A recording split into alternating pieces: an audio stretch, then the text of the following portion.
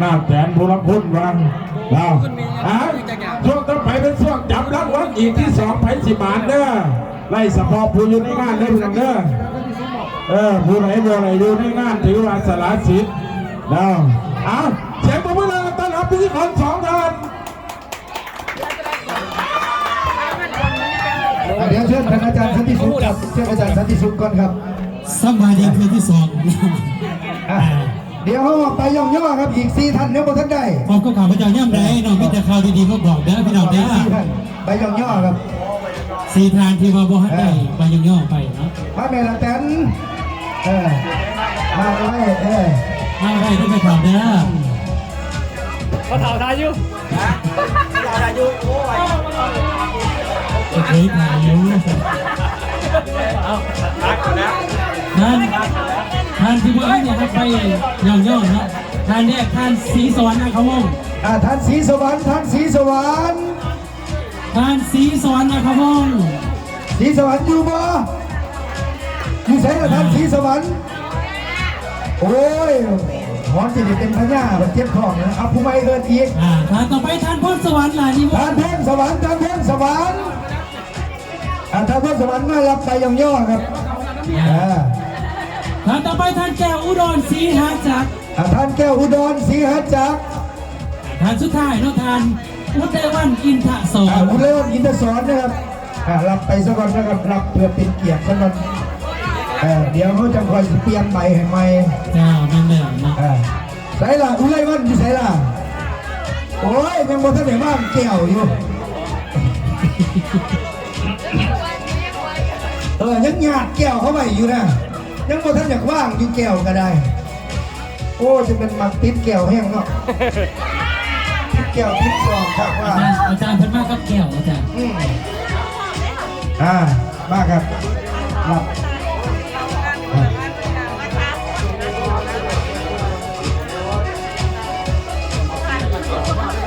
โอเคครับเดี๋ยวถ่ายรูปร่วมกันเชิญครับเดี๋ยวถ่ายรูปร่วมกันครับ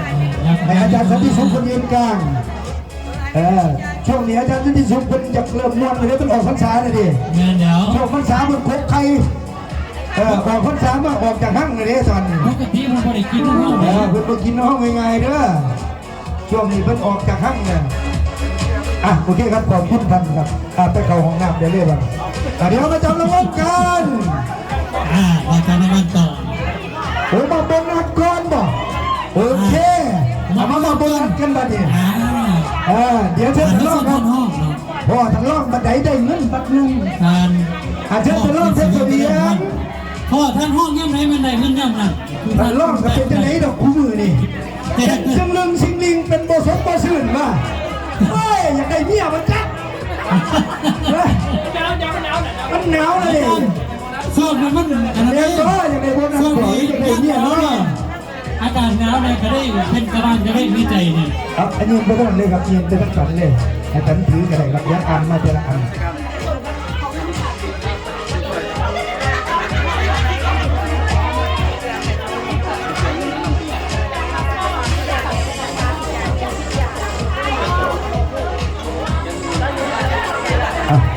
โอ้ผู้ใดเงินหลายก็มีเด้อพี่น้องนับจนเมื่อวานเมื่อไหวผู้ลำเลยมีเงินได้ทั้งได้เราอยู่กับบริษัทพาโซล่ามีได้2 ครั้งเมื่อนี้มอบโบนัส2 รอบเลยนะครับรอบวันที่10 เดือน 10 2025แล้วก็วันที่20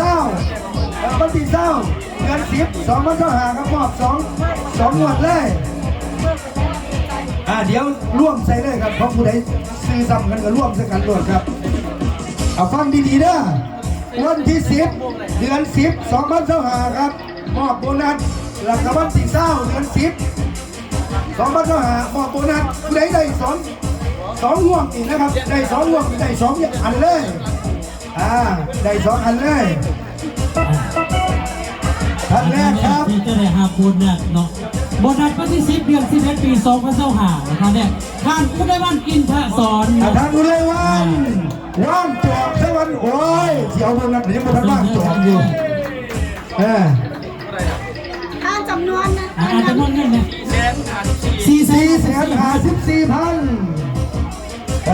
ต่อไปทางยอดใต้พิมพ์ภาษา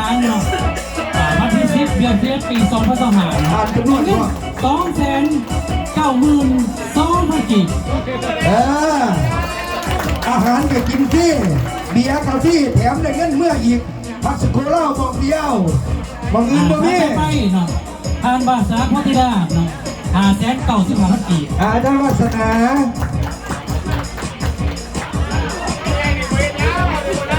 โอ้ยมีคนจริง ทานต่อไปเนาะทานแก้วอุดรที่5จักร ทานแก้วอุดรโอ้ยปีนึงแล้วเป็นไหนเพิ่งมันจะดีใจน้ำเล่าเด้ปรบมือแล้วดังๆได้ไหมแก้วอุดรโทษนะครับปีนึงได้ทั้งนึงคุ้ม แล้ ได้ วต่อ แล้ว ไปทานปล่อยไส้ปัญญาเนาะ อาจารย์ฝ้าย 402,000 กีบ 420,000 เก็บ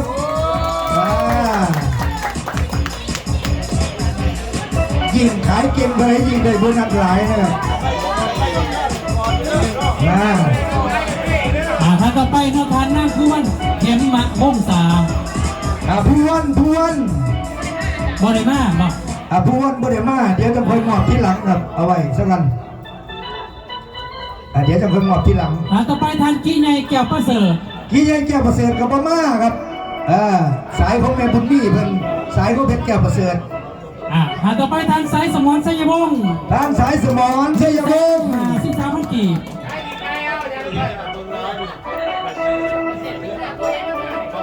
ทานต่อไปทานต้องไม่นุ่นตะใสเนาะ ทางทำไมรถจะใส่บ่มา รับบริมาทานต่อไปทานข้ามหน้าวงวิจิตร ทางคำมาว่าวิจิตรเท่าไหร่ 818,000 กีบ 818,000 เก็บ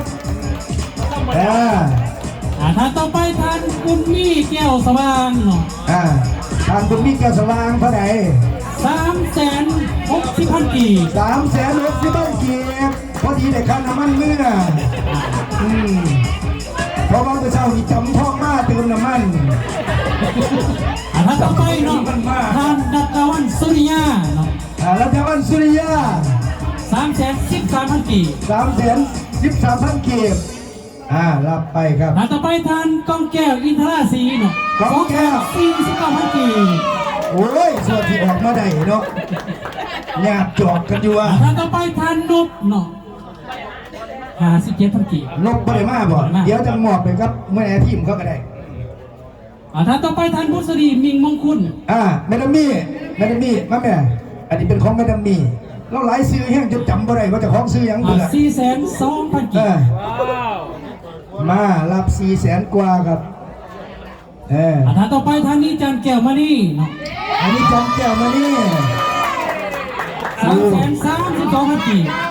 332,000 เก็บฉายามานี่จันดิ่ง เอาไว้สุดท้ายวันนั้นเท่าที่เช้าวันนี้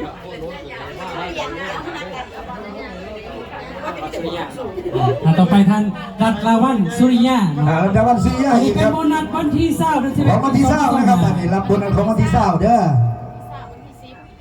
อันรับของวันที่10นะครับ ทานต่อไปทานควันตาวันที่20เดือน11 ปี2025เนาะ ขวัญตา 57,000 กีบ มอบให้แม่ทีม ให้แม่ทีมด้วย ให้แม่ทีมไปเลยครับ ทานต่อไปทานนี้จันแก้วมานี่เนาะเป็นเดือนวันที่20เดือน11ที่กันเนาะเป็น อีหยังว่าเฮ็ดสองคนที่เล่นแต่ผู้เดียว 1,540,000 กีบ มันบ่แม่นดอกเฮ็ด2คนบ่ได้ผู้เดียวจังได๋วะ ทานต่อไปทานนู้นจันแก้วมานี่ ไม่ดูด้วย 1,150,000 กีบ นี่เป็นบ่ได้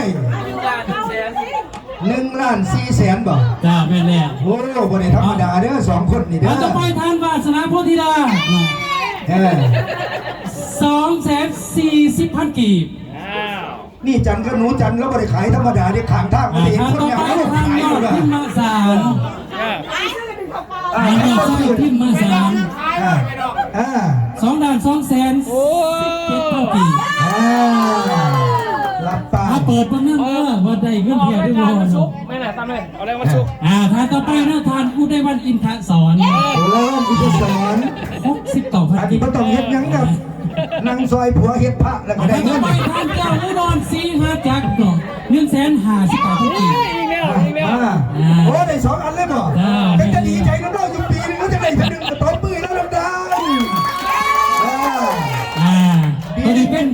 ตัวนี้เนาะสุดท้ายเราเป็นเงินค่าวิชาการ100%เต็มเนาะบริษัทพาสโกล่าของเราเนาะทานนี่จันแก้วมานี่เนาะ30 ตัน แต่เท่าไหร่ เท่าไหร่นี่ยอดเงิน เป็นเงินเท่าไหร่เป็นบริเกต15,000 เสียตัวเบื่อเลยเนาะ ถ้าว่าคิดเป็นเงินกีบแล้วประมาณ200,000กว่าอ่ะยังไปอีกแต่ว่าเฮียไปบุญได้บุญเรียน เราได้เขียนอาจารย์ บุญเรียนคำดี ไม่ได้เขียนไม่ได้มา เราได้เขียนบอกหรือไปเขียนเอาท่านที่มอบไปครับ ท่านผู้ว่าในมอบให้ท่านแม่ทีมผมเอาไปให้